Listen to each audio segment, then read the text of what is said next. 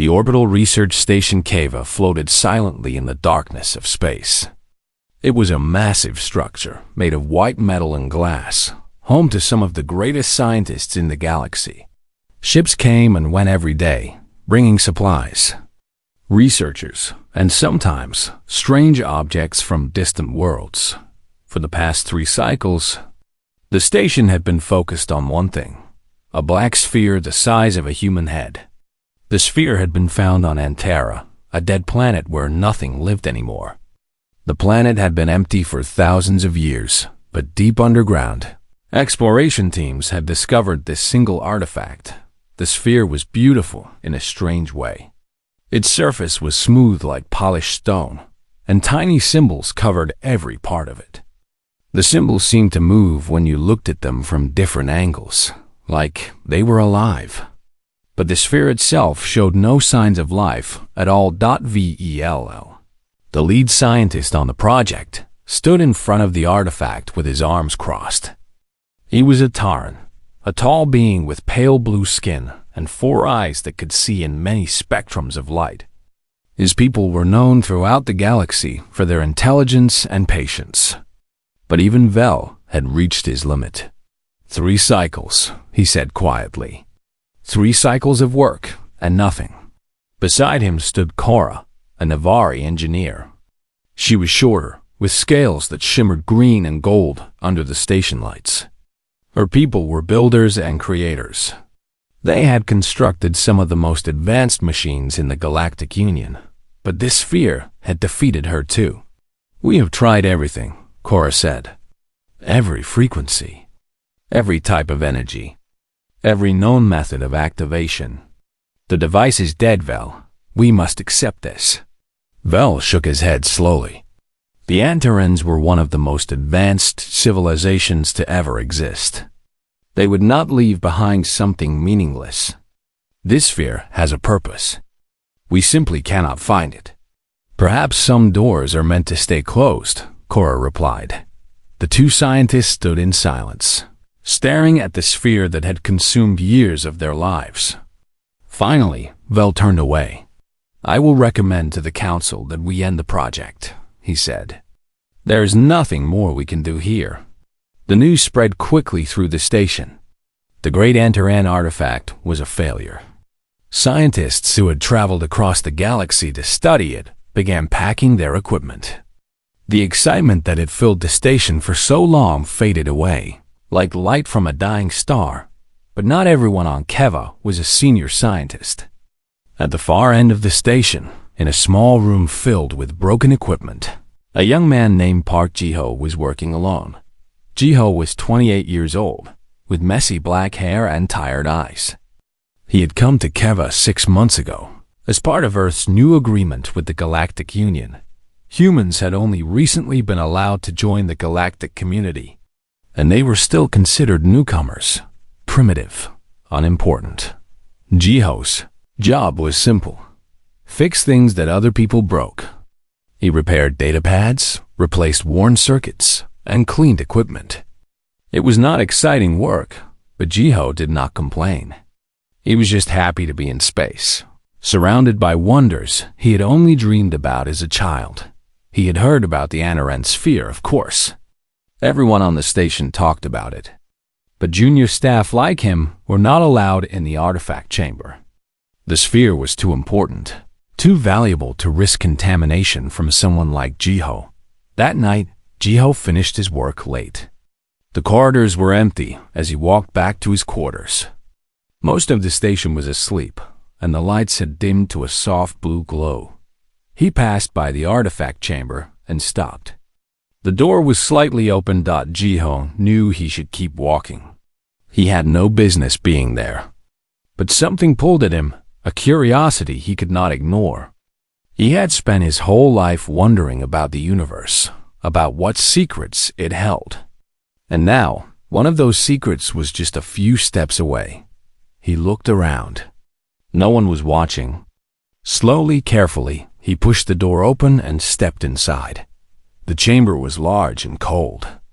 In the center, resting on a pedestal of white stone, was the sphere. Jiho's breath caught in his throat. It was more beautiful than he had imagined. The black surface seemed to swallow the light around it, and the tiny symbols carved into it glowed faintly, like distant stars. Jiho walked closer, his heart beating fast. He had read the reports about the sphere. He knew that the greatest minds in the galaxy had tried to activate it and failed. He knew that Vel and Korra had given up. But standing there, looking at the ancient artifact, Jiho felt something strange. The sphere did not look dead to him. It looked like it was waiting. He reached out his hand without thinking. His fingers trembled as they moved closer to the smooth black surface. He could feel a faint warmth coming from the sphere, like heat from a sleeping body. "What are you?" Jiho whispered. His fingertips touched the sphere. For a moment, nothing happened. Then light exploded across the surface. The symbols blazed to life, spinning and dancing in patterns Jiho could not understand. A deep hum filled the chamber, vibrating through his bones. The sphere rose from its pedestal and floated in the air, surrounded by rings of golden light. Alarms screamed throughout the station. Red lights flashed. Jiho stumbled backward, his eyes wide with shock. The door burst open. Vel and Korra rushed in, followed by a dozen other scientists. They all froze when they saw what was happening. "Impossible," Vel breathed. The sphere continued to glow, projecting streams of light that formed shapes in the air. Stars, planets, a map of somewhere far away. Korra turned to Jiho, her golden eyes filled with disbelief. "What did you do?" she demanded. "How did you activate it?" Jiho looked at his hand, then at the floating sphere. His voice was barely a whisper. "I just touched it." The chamber fell silent. Every scientist stared at the young human who had done what none of them could. The sphere pulsed with light, alive after thousands of years of sleep, awakened by a single touch from the most unlikely person in the galaxy. And somewhere in the depths of space, something very old began to stir. The sphere floated in the center of the chamber, surrounded by rings of soft golden light. It had been 3 hours since Jiho touched it, and it had not stopped glowing. Scientists filled the room now, their equipment humming as they tried to understand what had happened. Jiho sat in a corner, wrapped in a silver blanket. A medical officer had checked in twice already. His body was fine, they said. No radiation damage. No strange effects. He was perfectly healthy. But Jiho did not feel fine. His hands were still shaking, and his mind could not process what he had done. Vel stood before him, his 4 blue eyes studying Jiho like he was a puzzle to be solved. The tall Tarn had not spoken for a long time. He simply stared, thinking. "Tell me again," Vel finally said. "Tell me exactly what you did." Jiho swallowed hard. "I walked into the chamber. I looked at the sphere, and I touched it with my hand. That is all. I swear. You did not use any device? Any tool?" "No, just my hand." Vel turned to look at the floating sphere. "We spent 3 cycles trying to activate this artifact. We used every known technology, every method recorded in galactic history. And you, a junior engineer with no special training, woke it up by touching it with your bare skin." Jiho did not know what to say. "I am sorry. I should not have entered the chamber." Vel raised one hand. "Do not apologize. You have given us the greatest discovery in a century. I am simply trying to understand how." Korra walked over, her green scales catching the light from the sphere. She held a datapad in her hands, her eyes moving quickly across the screen. "I think I have an answer," she said. "Or at least a theory." Everyone in the chamber turned to listen. "We always use tools to interact with the artifact," Korra explained. "Mechanical arms, shielded probes, gloves made of synthetic materials. We never made direct contact because we were afraid of contamination or damage. But look at this." She turned her datapad so others could see. On the screen was a detailed scan of the sphere's surface. The symbols respond to organic heat signatures. Specifically, they require a certain pattern of biological electrical signals. The kind of signals that only come from living skin touching the surface directly. Vel's eyes widened. The device was not waiting for technology. It was waiting for life itself. Yes, Cora nodded. The Antarans designed it this way on purpose. They wanted to make sure that only a living being could activate it.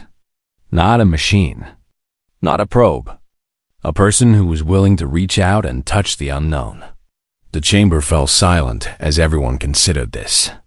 For all their advanced technology, the galactic scientists had been defeated by something simple. They had been too careful, too cautious. They had forgotten that some doors can only be opened by a living hand. Vel looked at Jiho with new respect. Your people, he said slowly, are known for being reckless. You explore dangerous places. You touch things you do not understand. Many species consider this foolish. Jiho met his gaze. Maybe it is foolish sometimes, but it is also how we learn, how we grow. We cannot discover new things if we are always afraid. Vel was quiet for a moment. Then, surprisingly, he smiled. It was a small smile, but it was real. Perhaps there is wisdom in that, he said. Over the next few days, the station became busier than ever. The news of the sphere's activation spread across the galaxy. Ships arrived carrying officials from the Galactic Council, military commanders, and scientists eager to study the artifact.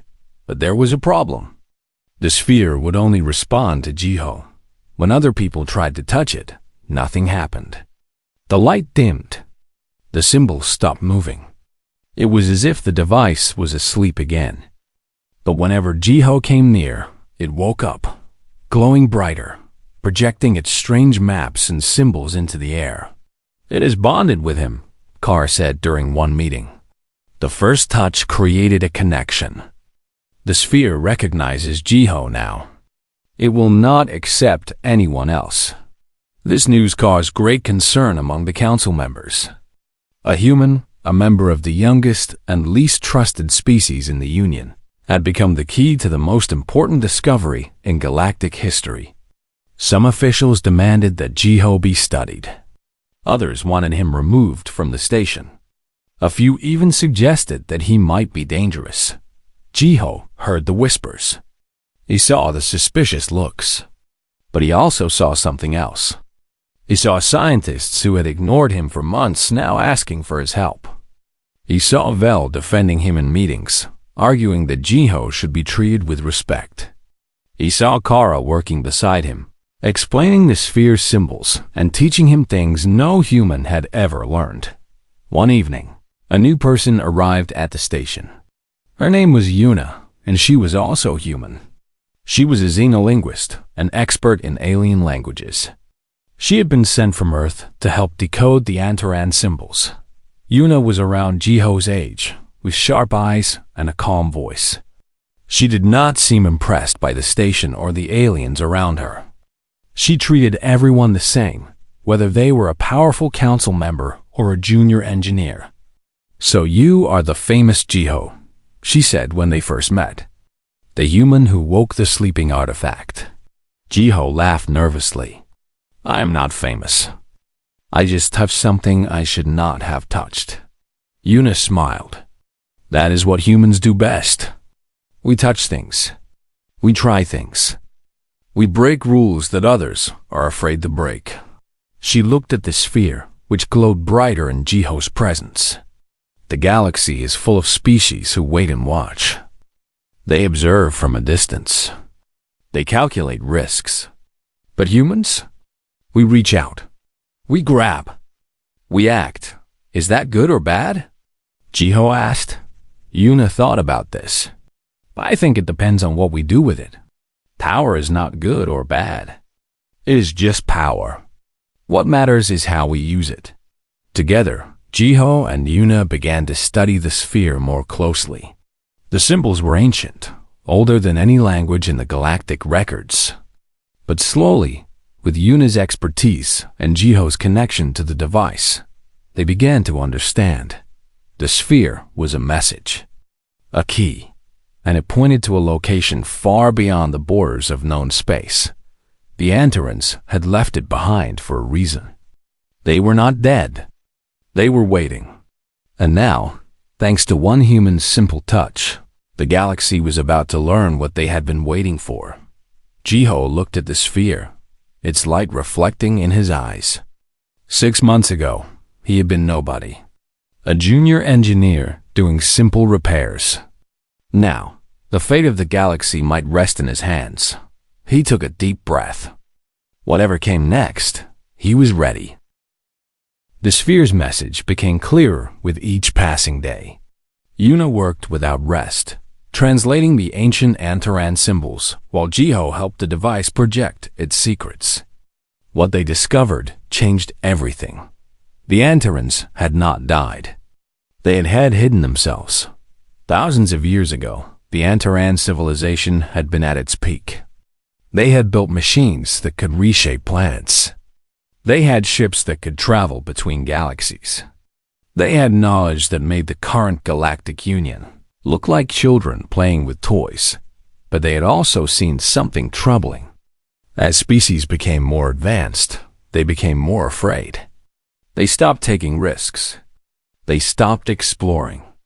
They hid behind their technology, using machines to do everything while they stayed safe and comfortable. The Antarans believed this was a kind of death. A death of the spirit. And they refused to be part of it. So they built the sphere as a test. They left it on their abandoned homeworld and went into hiding, waiting for a species brave enough to wake it up. Not with technology, not with machines, but with the simple courage to reach out and touch the unknown. Now, after thousands of years, someone finally had. The sphere's map pointed to a location called the Antaran Gate, a massive structure hidden in uncharted space. The gate was the door to the Antaran sanctuary, and according to the message, only the one who woke the sphere could open it. The Galactic Council met to discuss what to do. The meeting lasted for 3 days. Some members wanted to send a massive fleet to the gate. Others wanted to destroy the sphere and forget about the Antarans entirely. They argued and shouted and threatened. In the end, a compromise was reached. A small expedition would travel to the gate. Jiho would lead it, since the sphere only responded to him. Yuna would go as the translator. Val and Cora volunteered to join as scientific advisors. And the council insisted on sending a security officer to protect the team. His name was Tarn. Tarn was a Valaran, a species known for their strength and discipline. He was tall and broad, with gray skin as hard as stone and eyes like burning coals. His people had been warriors for 10,000 years. They believed in duty, honor, and following orders without question. And Tarn did not like humans. "They are too young," he said when he first met Jiho and Yuna. "Too weak, too emotional. They do not belong in space." Jiho tried to be polite. "We are here to learn, to grow.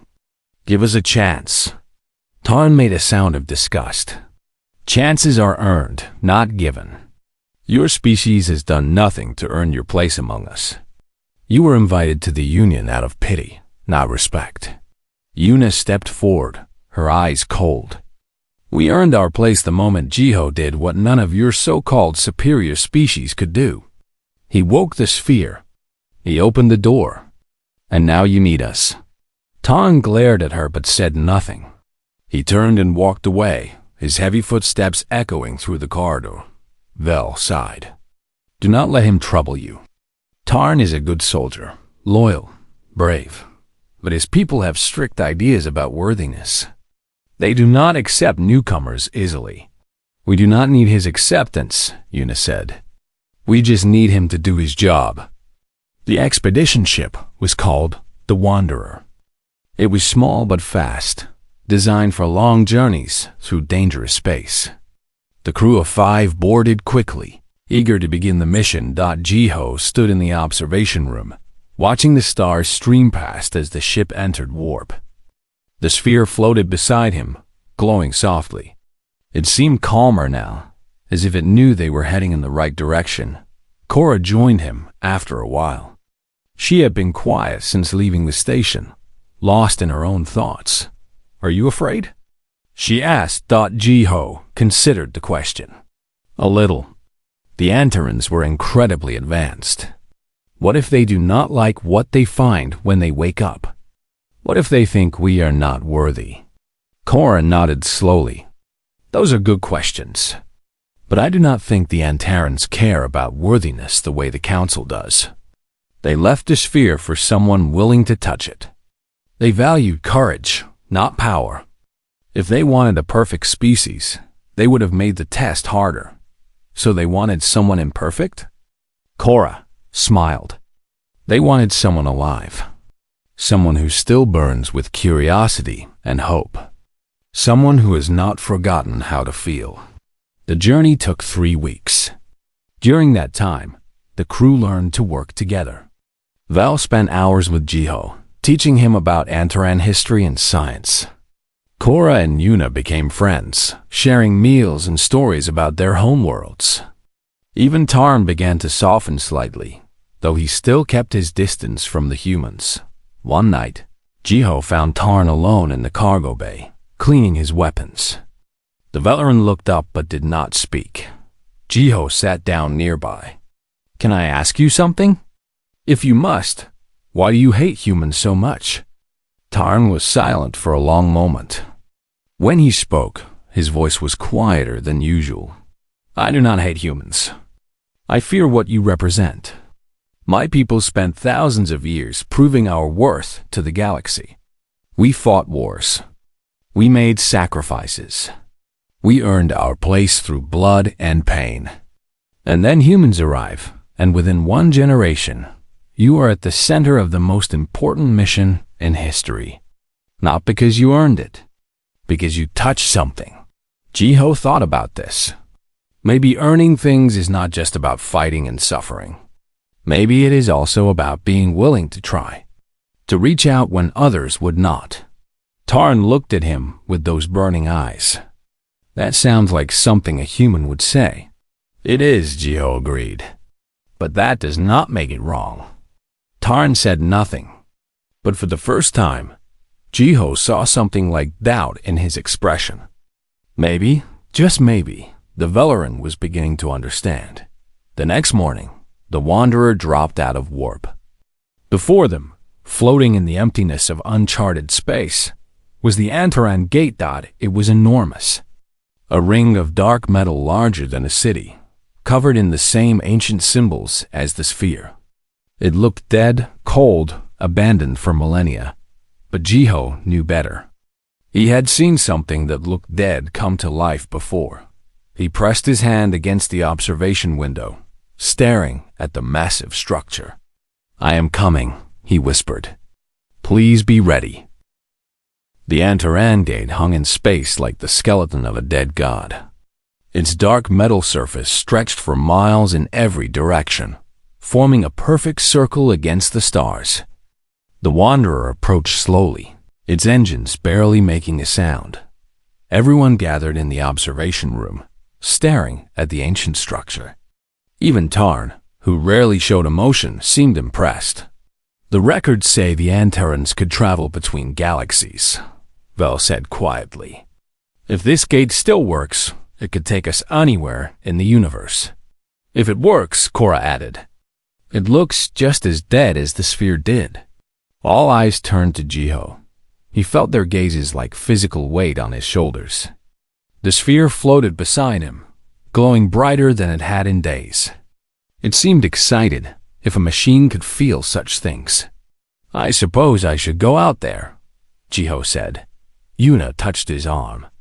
"Are you ready?" "No," he admitted. "But I do not think I ever will be.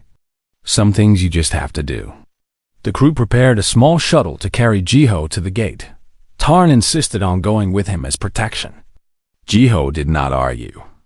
Having the Valoran warrior nearby made him feel slightly safer. Even if Tarn still did not fully trust him, the shuttle crossed the empty space between the ship and the gate. As they got closer, Jiho could see details on the metal surface. The symbols were similar to those on the sphere, but larger, more complex. They seemed to tell a story, though Jiho could not read it. "There," Tarn said, pointing. "A platform. That must be the control point." The shuttle landed on a flat section of the gate. Jiho and Tarn stepped out, their boots making no sound in the vacuum of space. Their suits protected them from the cold and the emptiness, but Jiho still felt small standing on the ancient structure. The control point was a circular platform with a single pillar in the center. The pillar was smooth and black, exactly like the sphere. It had a shallow depression at the top, shaped like a human hand. Jiho stared at it. The Antarans had built this thousands of years ago, before humans even existed. Yet somehow they had known. They had seen the future and prepared for it. Or maybe they had simply hoped. Maybe they had faith that someday, somehow, someone would come. "What are you waiting for?" Tarn asked through the communication system. Jiho took a deep breath. "I am just thinking about how strange life is. A year ago, I was repairing broken machines on Earth. Now I'm standing on an ancient alien artifact, about to open a door that no one has opened in 10,000 years. Do humans always talk this much before doing important things?" Despite everything, Jiho laughed. "Yes, we call it processing our emotions. Valorans call it wasting time." Jiho smiled inside his helmet. Maybe Tarn was starting to grow on him, after all. He stepped forward and placed his hand in the depression. Nothing happened. Jiho frowned. On the station, the sphere had responded instantly to his touch, but the gate remained cold and silent. He pressed harder, trying to make better contact. Still nothing. "Is something wrong?" Tarn asked, his hand moving toward his weapon out of habit. "I do not know. It is not responding." Back on the Wanderer, Yuna and the others watched through cameras on Jiho's suit. Vel studied the readings on his screen, his 4 eyes moving rapidly. "The gate is receiving his biosignature," Vel reported, "but it is not activating. There must be something missing." Yuna leaned closer to her own screen, looking at the symbols on the pillar. Then she saw it. A small marking near the base, different from the others. She had seen this symbol before, in the sphere's messages. "Jiho," she said through the communicator. "The pillar has a secondary activation requirement. The sphere must also make contact." Jiho looked at the sphere, which had followed him out of the shuttle and now floated nearby. He had almost forgotten about it. The small artifact seemed to pulse with anticipation. "Come here," Jiho said to the sphere. Feeling slightly foolish for talking to a machine. The sphere floated forward and settled into a small indent on the pillar that Jiho had not noticed before. It fit perfectly, like a key in a lock. Jiho placed his hand back in the depression. This time, the gate answered. Light exploded across the massive ring. The symbols blazed to life, burning with golden fire.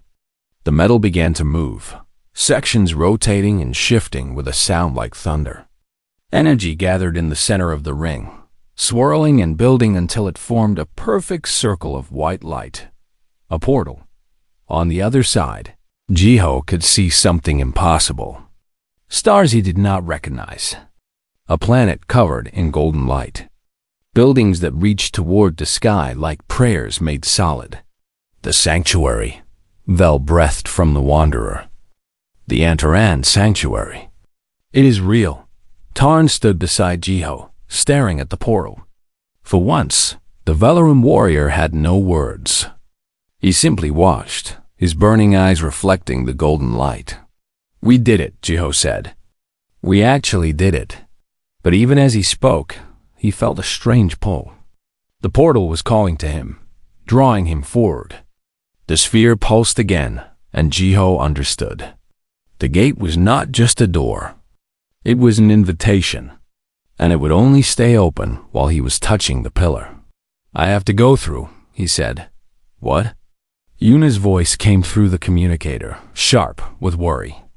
"Jiho, we do not know what is on the other side. We need to study it first. There is no time.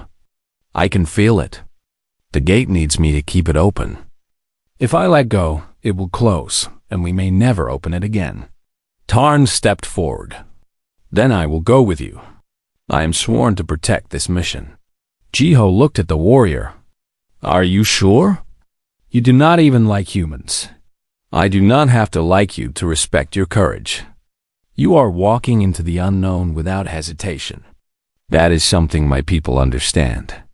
Jiho smiled. "Then let us go together." They stepped toward the portal. Behind them, the wanderer moved closer, ready to follow if possible. Yuna's voice came through one more time. "Jiho, be careful, and come back to us." "I will," he promised. Then he walked into the light. The sensation was indescribable. It felt like being everywhere and nowhere at once. Colors that did not have names washed over him. Time seemed to stretch and compress. And then, suddenly, it was over. Jiho stood on solid ground. The air was warm and sweet. Before him stretched a city of golden spires and crystal domes, beautiful beyond imagination. And standing at the edge of the city, waiting for them, was a figure. Tall and graceful, with skin like starlight and eyes that held the wisdom of ages. An Antaran. She smiled at Jiho, a smile that felt like coming home after a long journey. "Welcome," she said. "We've been waiting for you." The Antaran woman stood before them like a dream made real. Her skin seemed to glow from within, shifting between silver and gold as she moved. Her eyes were deep and ancient, holding memories of a time when the universe was young. Yet her smile was warm, full of kindness and welcome. "My name is Rin," she said. Her voice was soft but clear, carrying across the golden plaza like music. "I am the keeper of this sanctuary. I have waited many thousands of years for this moment." Jiho struggled to find words. He had imagined meeting the Antarans countless times during the journey. He had pictured powerful beings who would judge humanity and find them lacking. Instead, Rin looked at him with something that felt like gratitude. "You have waited for us?" He finally managed. "For someone like you," Rin said. "Someone who carries the fire." Tarn stood rigid beside Jiho, his warrior instincts keeping him alert even in this peaceful place. "What fire do you speak of?" he asked. Rin turned her ancient eyes to the Velaran. "The fire of life. The spark that makes a being reach out, touch the unknown, take risks without knowing the outcome. Many species in this galaxy have lost that fire. They have become so advanced, so careful, that they have forgotten how to truly live." She began to walk, gesturing for them to follow. The city around them was magnificent but empty. Beautiful buildings stood silent. Gardens bloomed without anyone to enjoy them. It was a paradise waiting for people to fill it. 10,000 years ago, my people saw what was happening to the galaxy, Rin explained. Species were becoming stagnant. They used machines for everything.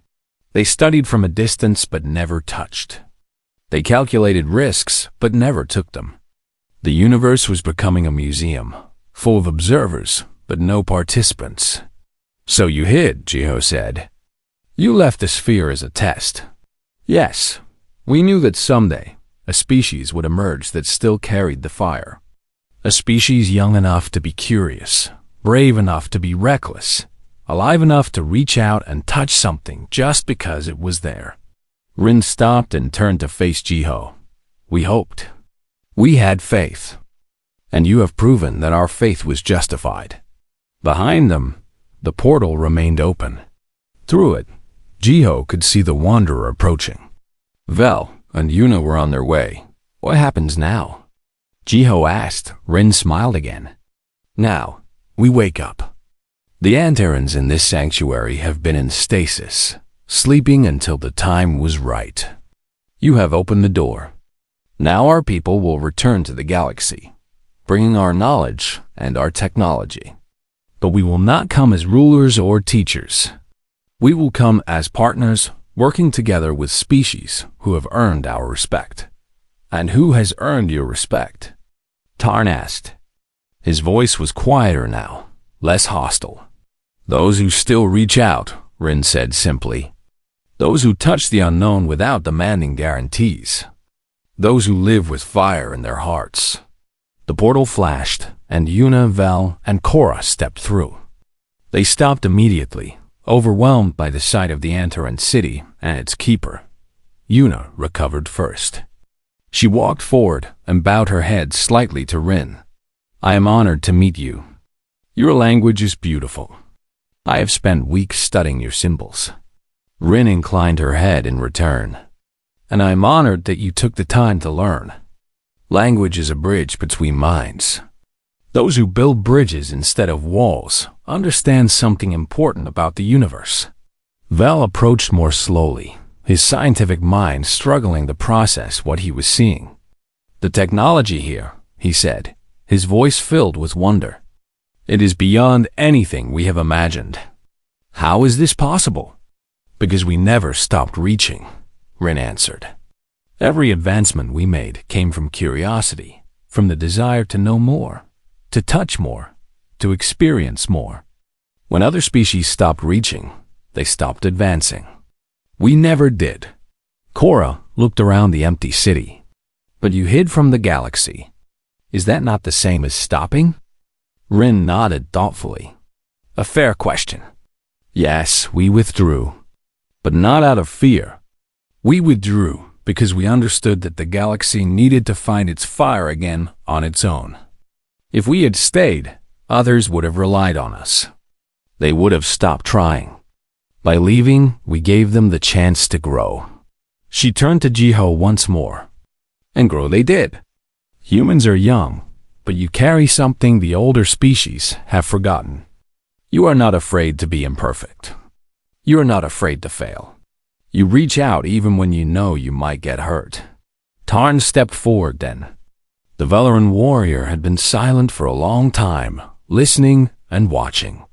Now he spoke, and his voice was different, softer, more thoughtful. My people believe that worth is earned through struggle and sacrifice, he said. We have looked down on humans because they have not suffered as we have. But perhaps we were wrong. He looked at Jiho. Perhaps worth is not only about what you survive. Perhaps it is also about what you dare to begin. Rin's smile grew wider. Now you understand. The fire is not about being the strongest or the oldest or the most advanced. It is about being willing to start, to try, to touch. Over the next few hours, Rin showed them the sanctuary. Thousands of Antarans lay in crystal chambers, sleeping peacefully. They would wake soon, ready to rejoin the galaxy they had left behind. The technology they had preserved was incredible. But Rin made it clear that they would share it slowly, carefully, helping other species grow rather than overwhelming them. We do not want to create dependence, she explained. We want to inspire. We want to show others that the fire still burns, that reaching out is still worthwhile. As they prepared to return through the gate, Rin pulled Jiho aside. You have done something extraordinary, she said. But your journey is not over. The galaxy will change now, and you will be at the center of that change. Some will celebrate you. Others will fear you. You must stay true to what brought you here. What brought me here? Jiho asked. Curiosity, courage, the simple desire to touch something beautiful, even when others said it was impossible. Rin placed her hand on his shoulder. Never lose that, Park Jiho. The universe needs people who reach out. Jiho nodded, feeling the weight of her words, but also their warmth. He was not a hero. He was not a leader. He was just a man who had touched something he should not have touched. But maybe that was enough. Maybe that was everything. The team returned to the Wanderer with news that would shake the galaxy. The Antarans were returning. A new age was beginning. And at the center of it all was a young human who had done what the greatest minds in the universe could not. He had reached out. As the ship began its journey home. Jiho stood in the observation room, watching the gate grow smaller behind them. Yuna joined him, standing close. "So," she said, "how does it feel to be the most famous human in the galaxy?" Jiho laughed softly. "Strange, terrifying, a little exciting. Sounds about right." Yuna looked at him with a smile. "What will you do now?" Jiho thought about the question. He thought about Rin's words, about the fire that burned in those who dared to reach out. He thought about all the unknown things still waiting in the universe, all the doors that had not been opened, all the wonders that had not been touched. "I think I will keep reaching," he said. "There is still so much out there, so much to discover, so much to touch." Yuna nodded. "Then I will reach with you. Someone has to make sure you do not accidentally start a war." They laughed together as the stars streamed past. Behind them, the Antaran gate pulsed with light, a beacon of hope in the darkness. Ahead of them, the galaxy waited, full of mysteries and possibilities. And somewhere, in the heart of space, the fire burned on.